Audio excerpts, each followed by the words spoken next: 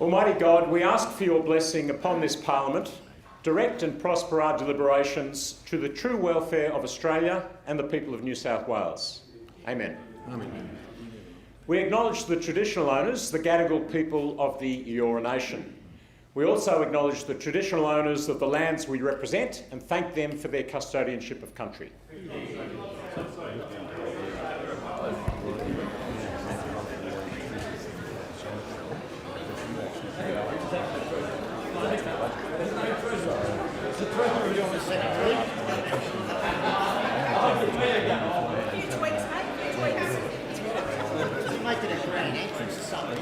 Thank you, members.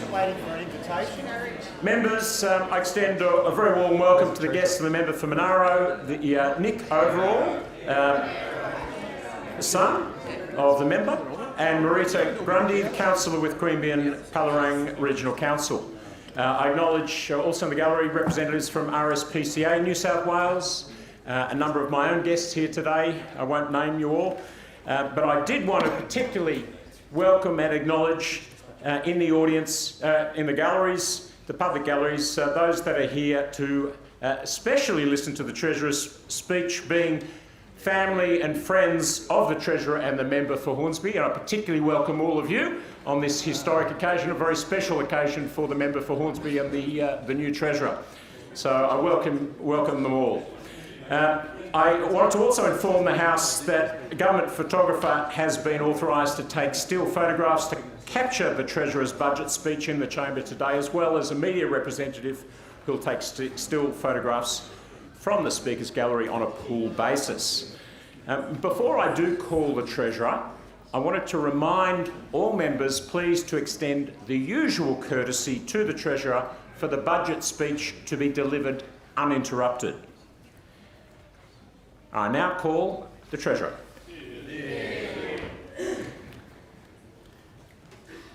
Mr Speaker, I move that the following cognate bills be now introduced. An Act to appropriate out of the Consolidated Fund sums for the services of the Government for the year 2022-2023 and to make an additional appropriation to give effect to budget variations for the year 2021-2022. An Act to appropriate out of the Consolidated Fund a sum for the services of the Legislature for the year 2022-2023, and an Act to make miscellaneous amendments to certain state revenue legislation in connection with the budget for the financial year 2022-2023 and for other purposes. The question is that the bills now be introduced. All those of that opinion say aye. Aye. To the contrary, no. I think the ayes have it. The ayes have it. Mr Speaker, I bring up the bills, electronic copies of which have been provided to the Clerk. Mr Speaker, I move that these bills now be read a second time. Thank you, Treasurer. Thank you, Tom.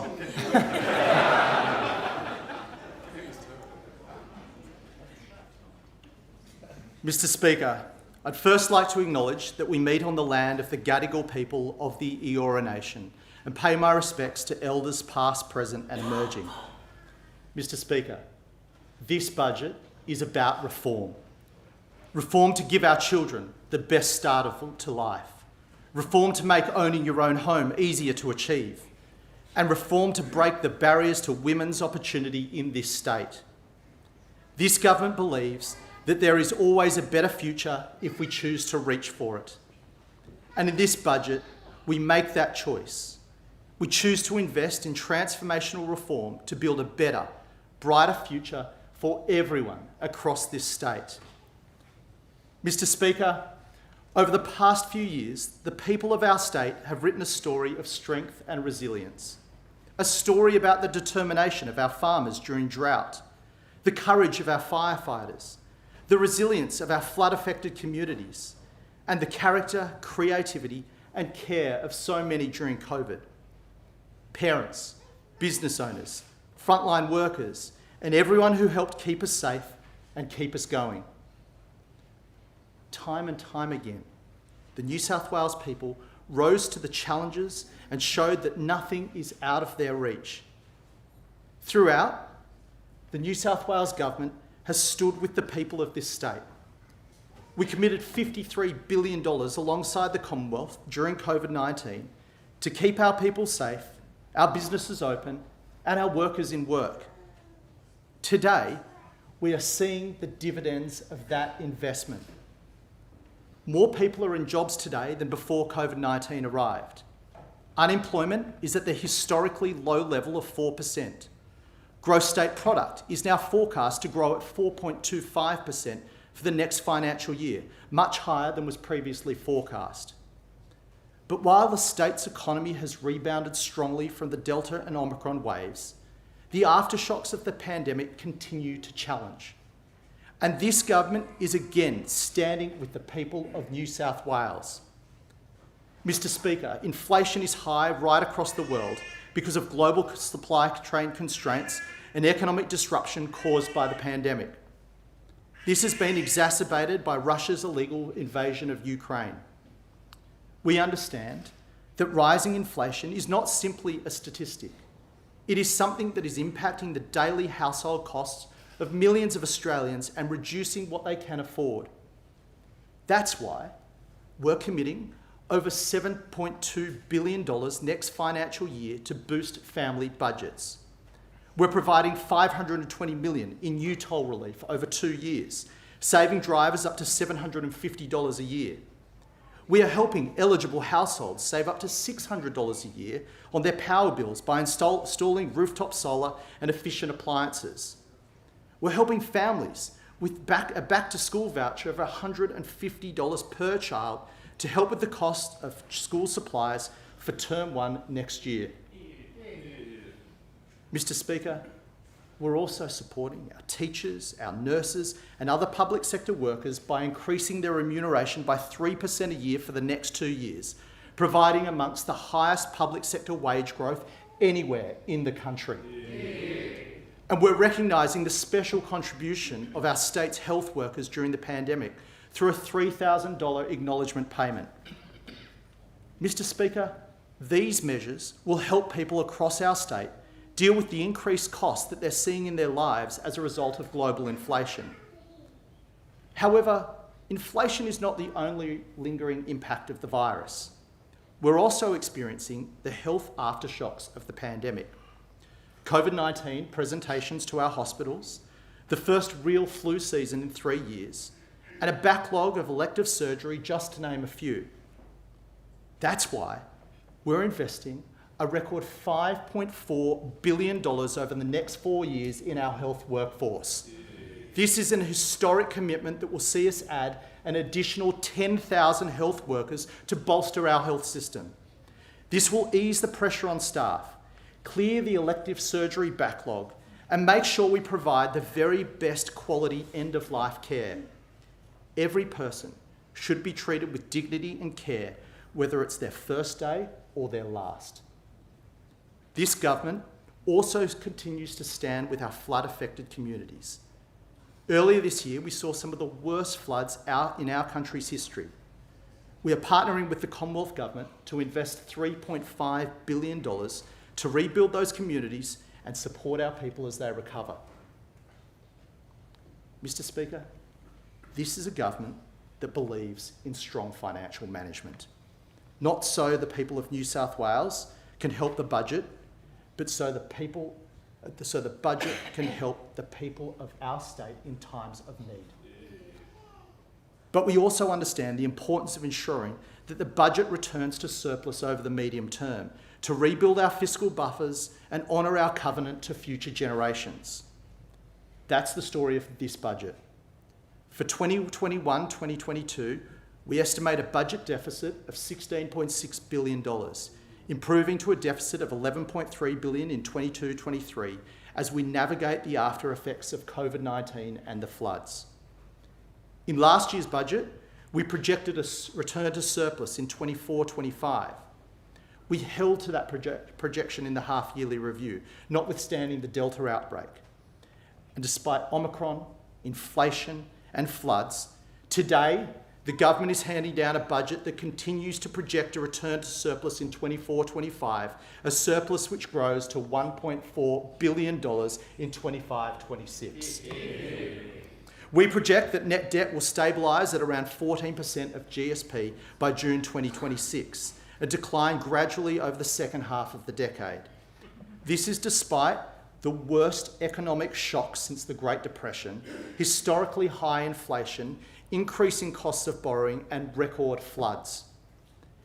Our return to surplus over the medium term is supported by $2 billion of budget improvement measures over the next 4 years.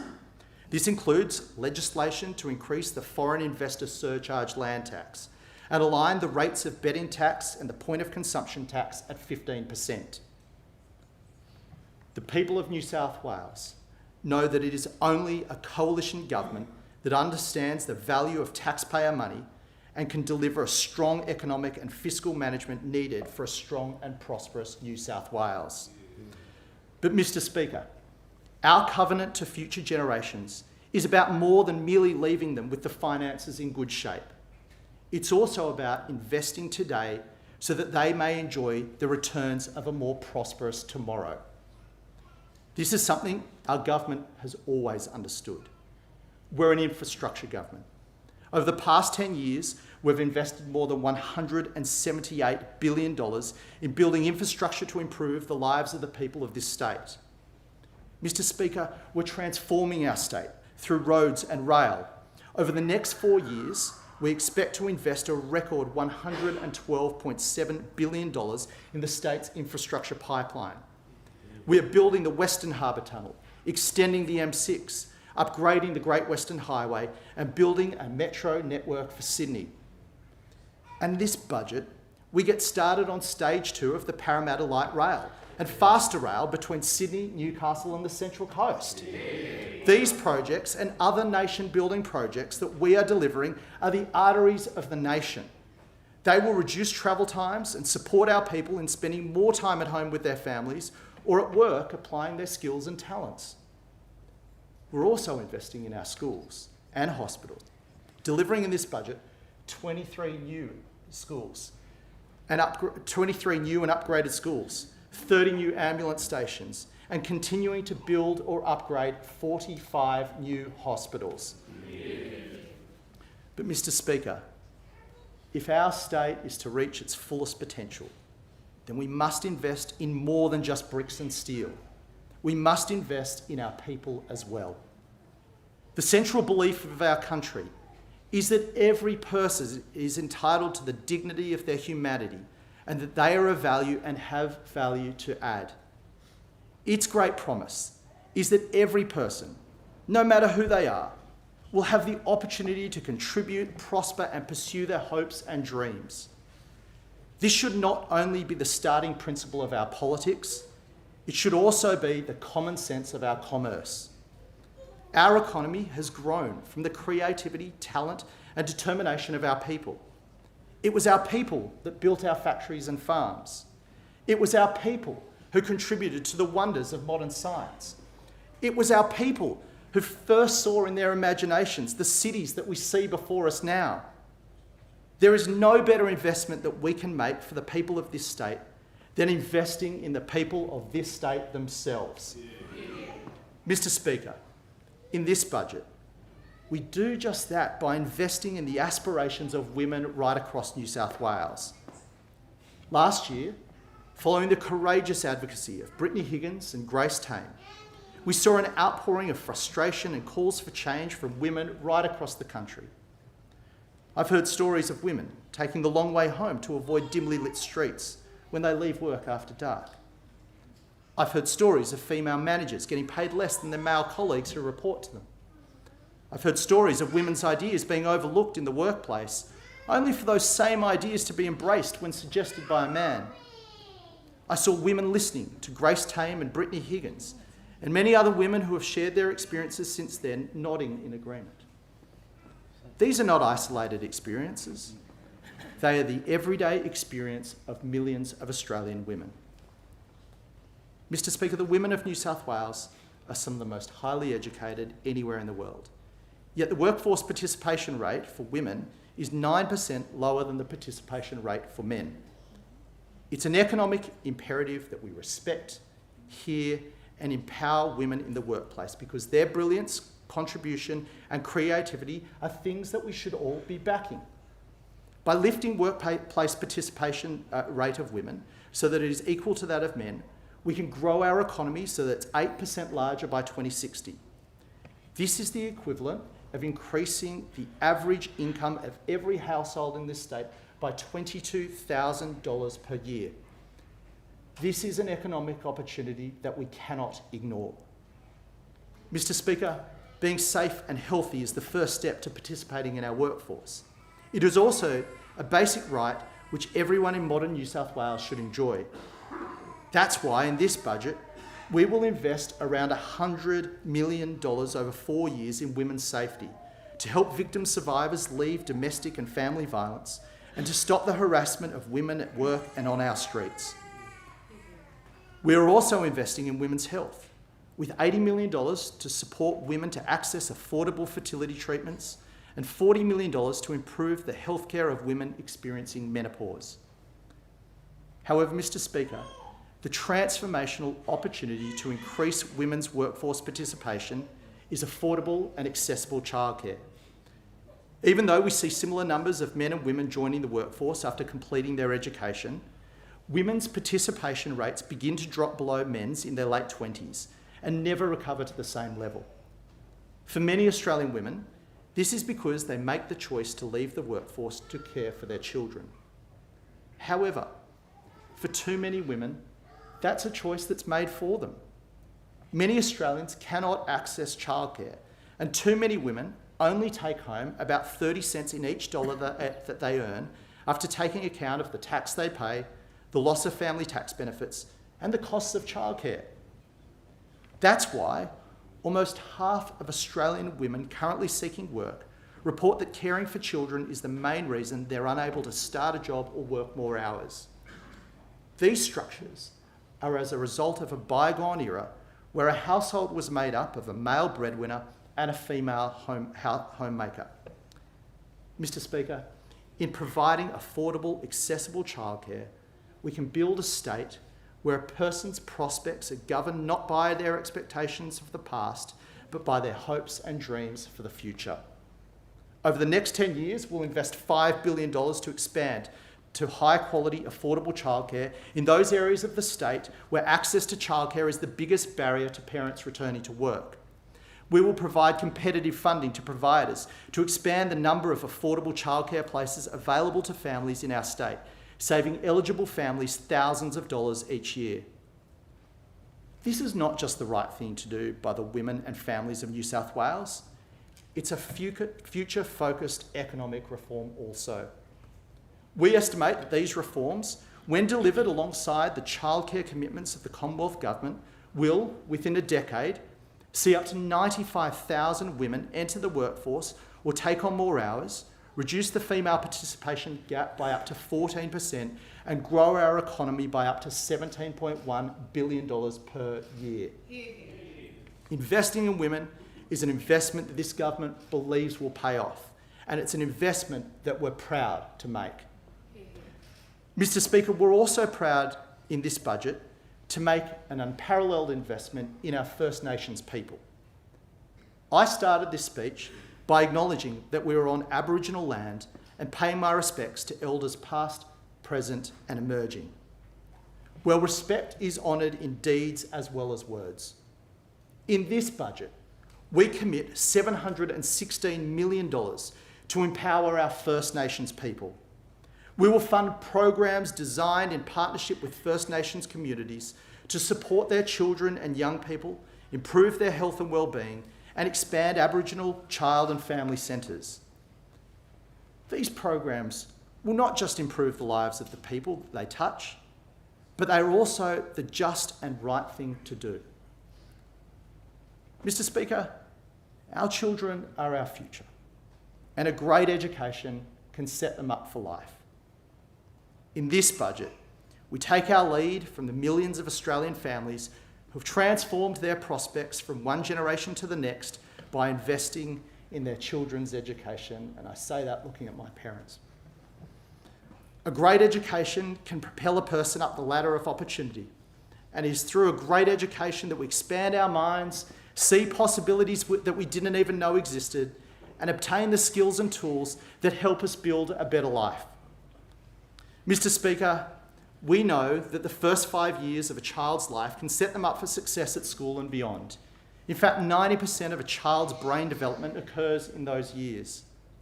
In this budget, we're investing an initial $5.8 billion over 10 years to establish a year of universal pre-kindergarten in the year before school, and investing over $280 million over 4 years to support our workforce of early childhood educators to make this reform a reality. We're also investing $1.3 billion over 4 years to make preschool more affordable for families, including by providing $2,000 of support per child to access preschool services in long daycare from the beginning of next year.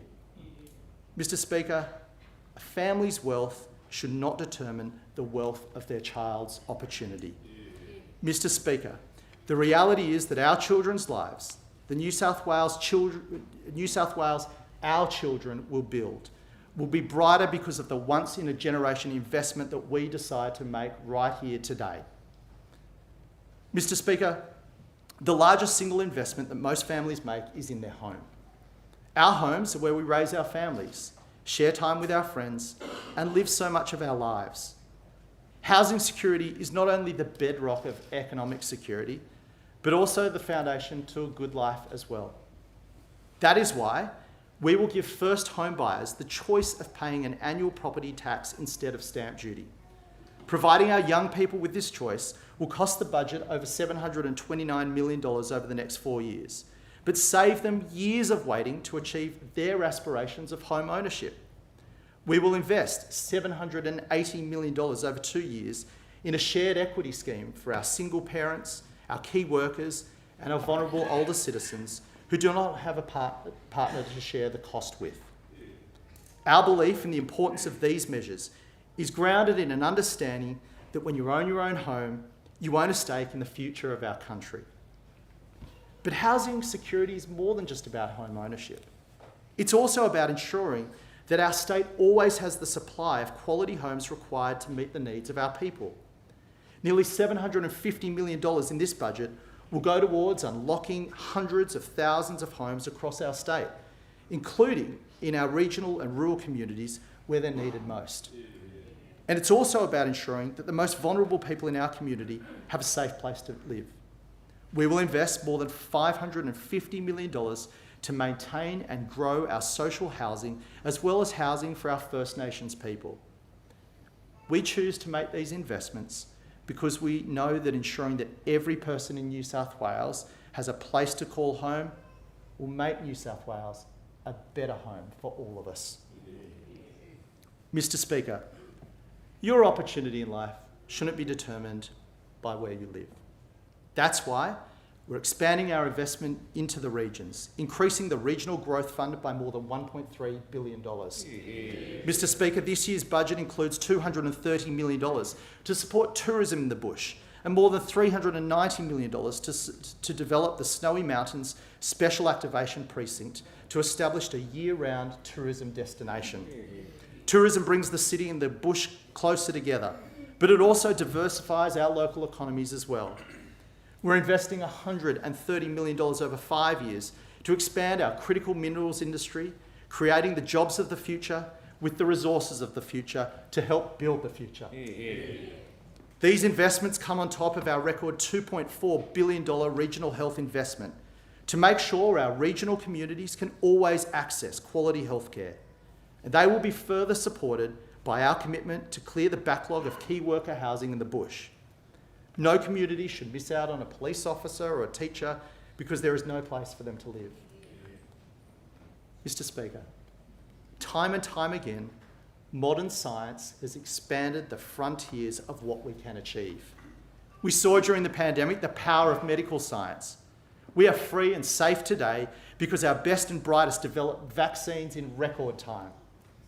The great quest of the human mind to understand our world has unlocked opportunity after opportunity and created job after job. The reality is that many of the jobs and industries of the future haven't even been thought of yet. But in this budget, we make sure that many of them will be thought of right here in New South Wales. We're investing $1 billion to build the laboratories and testing rooms where our scientists, doctors and engineers will design the blueprints of a better, more prosperous economy. It's also why we'll invest in their designs, their projects and their products. $142 million in this budget will go towards the research and development of our most promising ideas. And $342 million will help carry those ideas across the so-called valley of death, which so many startups struggle to traverse, to where they can become the goods and services that will radically improve our lives. Through these investments, through these commitments, we invest in the potential of our ideas to expand the potential of our people. Mr. Speaker, New South Wales has the potential to become a renewable energy superpower. We may be a sun-burnt country, but we're also a sun-blessed country. Our state's sun and wind can deliver us some of the cheapest, cleanest, and most reliable energy anywhere in the world. And this will free us from our dependency on ageing power stations and from shocks of the global energy markets. But only if we choose to realise that potential. Mr. Speaker, climate change is an intergenerational challenge which requires a once-in-a-generation response. Our state, our generation, are doing exactly that. We're on track to reduce our emissions by 50% by 2030 on 2005 levels and to achieve net zero emissions by 2050. These commitments are not just about avoiding more record bushfires, droughts and floods, but also about underwriting our prosperity as our trading partners go to the green goods of the future. This is why we will make a record $1.2 billion investment to establish our transmission acceleration facility, which will help to catalyse at least $14 billion of private investment to carry energy from our renewable energy zones, modern-day power stations, to our businesses and our homes. This investment will fast-track our electricity infrastructure roadmap, the cross-party reform that this Parliament passed to modernise our electricity infrastructure and ensure New South Wales can be a leader in a low-carbon world. Mr. Speaker, we have an obligation to protect our planet. We do not own our natural environment.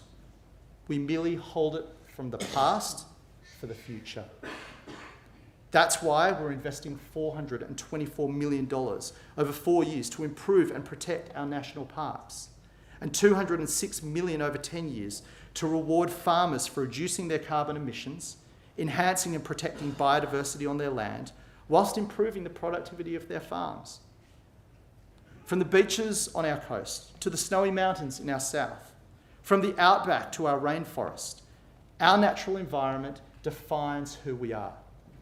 It is in our culture, it is in our way of life, and it is one of the reasons why we choose to live where we do.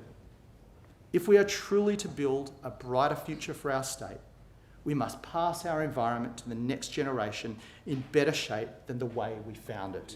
And in this budget, that's what we're determined to do.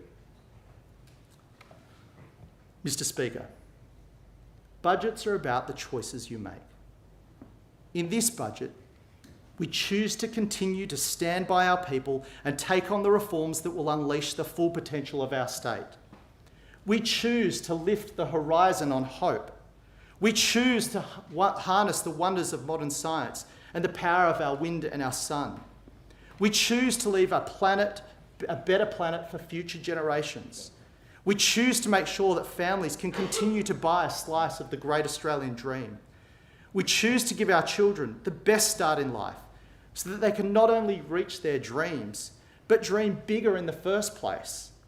And Mr. Speaker, today we choose to make sure the little girl born today has the same opportunities and liberties in life as the little boy born in the hospital room next door, because it is their contribution and the contribution of every other person in our state that will help us reach our highest heights of what our state can be and build a better, brighter future for everyone in New South Wales. Mr. Speaker, I commend the bills to the House.